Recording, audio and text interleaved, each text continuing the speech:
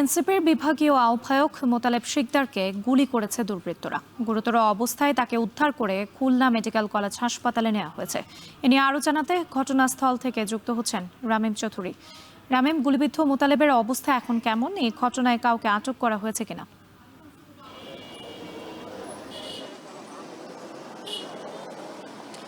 রাত্রি এই ঘটনা কিন্তু কিছুক্ষণ আগেরই সোনাডাঙ্গা এলাকার যে বউবাজার নামে একটি জায়গা রয়েছে, সেই বউবাজারের ভেতরে বসে তাকে গুলি করা হয়েছে, এমনটা কিন্তু প্রত্যক্ষদর্শী বা এখানে আশপাশের সাধারণ মানুষ যারা তারা বলছেন। এবং তারপরে কিন্তু তাকে খুলনা মেডিকেল কলেজ হাসপাতালে নেওয়া হয়েছে।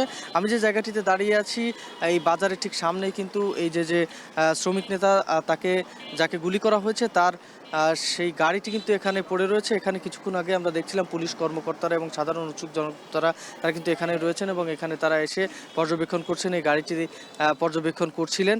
এখানে কিছুক্ষণ আগে প্রায় 11:30টার পরপরই কিন্তু তাকে গুলি করা হয়েছে এবং গুলি করার পরপরই তাকে খুলনা মেডিকেল কলেজ হাসপাতালে নিয়ে যাওয়া হয়। সেখানে তিনি এখন চিকিৎসাধীন অবস্থায় রয়েছেন। এখানকার যারা পুলিশ কর্মকর্তারা রয়েছেন তারা যেটি বলছেন যে মূলত ঘটনাটি এখনও পর্যবেক্ষণ করছেন তারা। এখনও পর্যন্ত কিন্তু পূর্ণাঙ্গ কোনো কিছুই তারা জানতে পারেননি।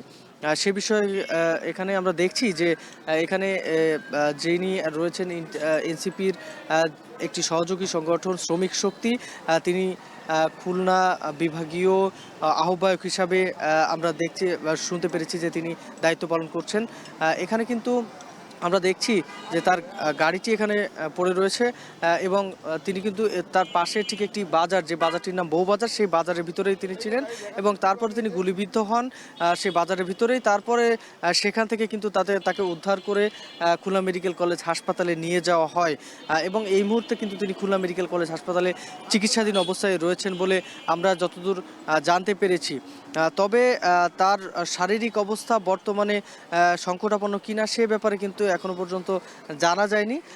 এখানে আমরা দেখছি যে সাধারণ উৎসুক জনতারা যারা রয়েছেন তারা কিন্তু এখানে এসেছেন এবং তারা দেখছেন যে মূলত কি পরিস্থিতি। এখানে আমরা দেখেছি কিছুক্ষণ আগেই পুলিশের ঊর্ধ্বতন কর্মকর্তারা এখানেই ছিলেন এবং এসে চারপাশের যে বিষয়গুলো সেগুলো পর্যবেক্ষণ করছিলেন।